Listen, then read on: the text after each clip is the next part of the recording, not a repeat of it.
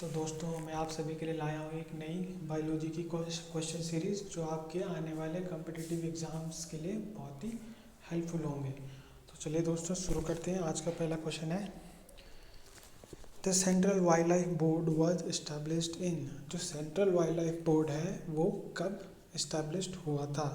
तो आपके ऑप्शन है गाइस 1941, 48, 49 में, 50 में या 51 में। तो दोस्तों जो इसका सबसे सही आंसर होगा वो होगा 1951 में। चलिए दोस्तों अब नेक्स्ट क्वेश्चन की ओर बढ़ते हैं। In India the project tiger was launched in. India में सबसे पहले प्रोजेक्ट टाइगर लॉन्च कब हुआ था? तो दोस्तों ऑप्शन है आपके 1971, 1972, 1973 या 1974।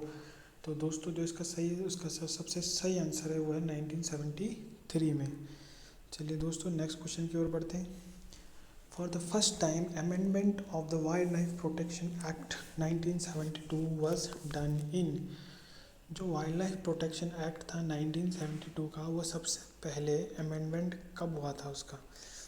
तो दोस्तों आपके ऑप्शन है 1990, 1991, 1992 या 1993।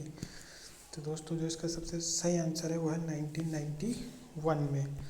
चलिए दोस्तों नेक्स्ट क्वेश्चन की ओर बढ़ते हैं। The one horn dinosaurs is a natural inhabitant of. जो वन हॉर्न डायनासोरस है वो इंडिया में कहाँ पर उसका नेचुरल हैबिटेट है? और ये उन स्टेट्स के नाम आपके ऑप्शन में दिए हुए हैं। क्या वो नागालैंड है, क्या वो आसाम है, क्या वो त्रिपुरा है, क्या वो मिजोरम है? तो दोस्तों जो इसका सबसे सही आंसर है वो है आसाम। और अगर पूछा जाए आसाम में कहाँ पे है तो ये आप बोल सकते हैं Kaziranga national park. Next question की ओर बढ़ते हैं। An example of x Setu conservation is. एक ऐसा इनमें से कौन सा एक एक्स सेतु कंजर्वेशन का एग्जाम्पल है?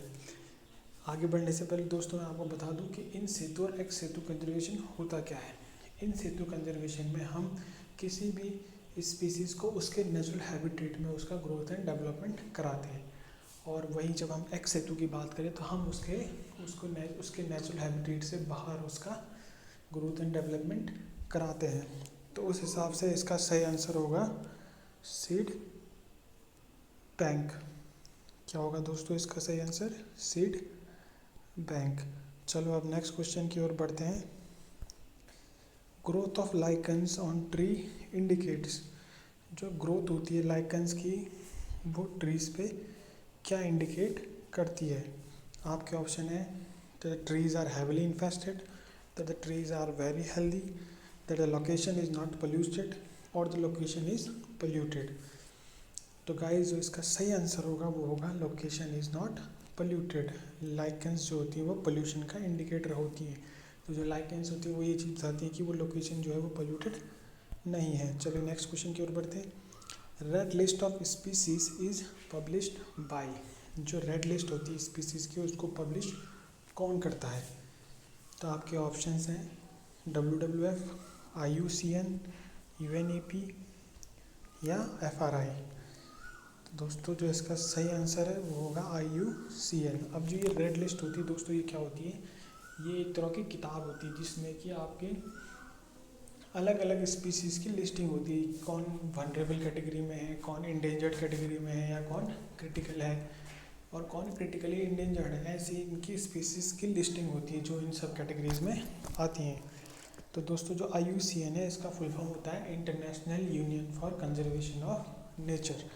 और जो WWF है उसका फुल फॉर्म होता है वर्ल्ड वाइल्ड लाइफ फंड। और जो UNEP है उसका होता है United Nation Educational programme.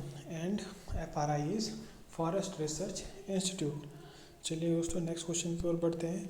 Systema Naturae is written by. तो सिस्टमा नेचुरे जो होता है दोस्तों ये किसने लिखी है? तो दोस्तों आपके ऑप्शन है लिनस, हिप्पोक्रेटस, एरिस्टोटल या डार्विन।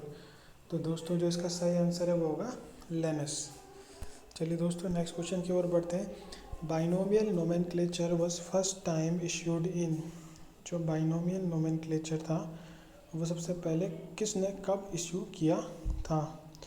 तो दोस्तों आपके ऑप्शन है हिस्टोरिया प्लानिटेरियम में, जेंट्रा प्लानिटेरियम में, जेनरा एनिमेलियम में या सिस्टमा नेचुरम में। तो दोस्तों इसका सही उत्तर होगा, ये सही आंसर है सिस्टमा नेचुरम में। किसने किया था? कार्ल लिनस ने। ये सब मैं आपको पिछले वाले क्वेश्चन में बता चुका हूँ। चलिए आगे बढ़ते हैं दोस्तों। Basic unit of classification is. तो दोस्तों जो बेसिक यूनिट होती है क्लासिफिकेशन की उसको हम क्या कहेंगे? स्पीसीज, फैमिली, जेनस या ऑर्डर? तो दोस्तों इसका जो सही आंसर होगा वो होगा स्पीसीज। तो दोस्तों आज के लिए इतना ही, फिर मिलते हैं कल।